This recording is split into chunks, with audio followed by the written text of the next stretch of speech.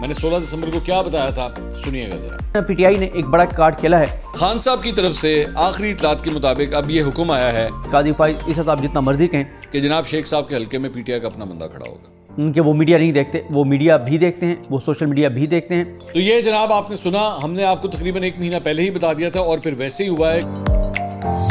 अस्सलाम वालेकुम नाजरीन, डेली मुमताज़ डिजिटल के साथ मैं हूं आपकी मेज़बान कायनात फातिमा। नाजरीन, बात करेंगे गुज़िश्ता 24 घंटों में क्या खबरें थी और इस हवाले से सीनियर सहाफ़ी और तज्ज़ियाकार अपनी क्या राय रखते हैं। सबसे पहले बात करेंगे सीनियर सहाफ़ी और तज्ज़ियाकार सदीक जान। उन्होंने कल बात की है कि जी काजी फाइज ईसा अगर जितना भी ये बात कह लें कि वो मीडिया नहीं देखते, वो सोशल मीडिया नहीं देखते, वो गलत हैं। वो सब कुछ देखते हैं, वो मीडिया पर भी देख रहे हैं क्या चल रहा है, वो सोशल मीडिया पर भी देख रहे हैं कि क्या सब कुछ चल रहा है। ऐसा नहीं है कि उनकी किसी भी चीज़ पर नज़र नहीं है। फिर उन्होंने कहा कि पीटीआई ने बड़ा कार्ड खेला है।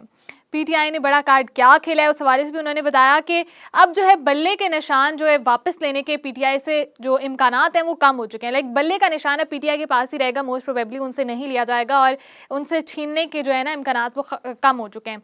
और वो पीटीआई ने जो कार्ड खेला है वो बेसिकली उन्होंने क्या कार्ड खेला है, उन्होंने कहा है कि उन्होंने एक प्लान A, B, C तैयार किए हैं। A तो जिस पर वो नॉर्मली बल्ला लेना चाहते हैं और उस पर इलेक्शन लड़ना चाहते हैं, उसके जबकि उसके बराबर में B और C जो है उन्होंने प्लान लिए हैं। और उन्होंने कहा कि जो प्लान B है, सदीक जान की तरफ से ये कहना है कि जो उनका प्लान B है उसमें ये उन्होंने कहा है कि हम किसी और रजिस्टर्ड पार्टी जिसके पास निशान है उसके इंतखाबी निशान पर इलेक्शन लड़ेंगे। जबकि जो दूसरा प्लान C है उसमें उन्होंने कहा है कि हम इंतखाबी इत्तेहाद करके निशान ले लेंगे और फिर इलेक्शन लड़ेंगे। तो उन्होंने ये कहा कि अब मतलब उन्होंने अल्टरनेटिव तो सोच लिए हैं। सदीक जान ने ये राय दी कि अब पीटीआई ने अपने अल्टरनेटिव्स दे दिए हैं। उन्होंने ये भी कहा कि उनको ये नहीं देने चाहिए थे, एक तरह से उन्होंने अपना एक जो है राज बता दिया है। तो खैर उन्होंने ये कहा कि अब जो है निशान वगैरह अगर नहीं भी मिलता तो पीटीआई ने इलेक्शन लड़ना है, वो जैसे मर्जी ले रहे। तो ये बात काजी फाइज ईसा को अब बड़े अच्छे से पता चल चुकी है कि लड़ना तो है इलेक्शन पीटीआई ने इलेक्शन तो हर हाल में लड़ना है। तो अगर उनके पास ऑल्टरनेटिव भी हैं तो अगर बल्ला ले भी लिया जाए तो इतना कोई ख़ास फ़र्क नहीं पड़ेगा। तो शायद ये सोचकर काजी फाइज ईसा जो हैं वो तहरीक इंसाफ से बल्ला वापस ना लें और उनका जो बल्ले का निशान है वो उनके पास ही रहने दें। उसके बाद जी सीनियर सहाफ़ी तज्ज़ियाकार मंसूर अली ख़ान हैं, वो अपने व्लॉग में बात करते हैं कि हमने 16 दिसंबर को एक खबर दी थी और उस खबर की जो है तस्दीक हो गई है। वो तस्दीक क्या हुई है, वो खबर क्या थी, उसमें उन्होंने कहा कि हमने 16 दिसंबर को अपनी एक खबर दी थी शेख रशीद के हवाले से कि उनके लिए सब कुछ अच्छा नहीं है। और उसमें उन्होंने अपना एक पुराना 16 दिसंबर का वो छोटा क्लिप भी अपने व्लॉग में ऐड किया और उसमें उन्होंने कहा कि शेख रशीद के साथ जो है वो जो भी होने जा रहा है वो सब कुछ अच्छा नज़र नहीं आ रहा, उनका फ्यूचर जो है वो आगे अच्छा नज़र नहीं आ रहा। और वही उनके साथ हुआ है। उन्होंने कहा कि इस चीज़ की तस्दीक हो चुकी है कि अब उनके साथ वही सब कुछ हो रहा है। उन्होंने कहा कि जैसा कि आप सब जानते हैं कि उनकी अपनी एक आज़ाद हैसियत से वो इलेक्शन लड़ते हैं, उनके पास निशान भी है कलमदवात का।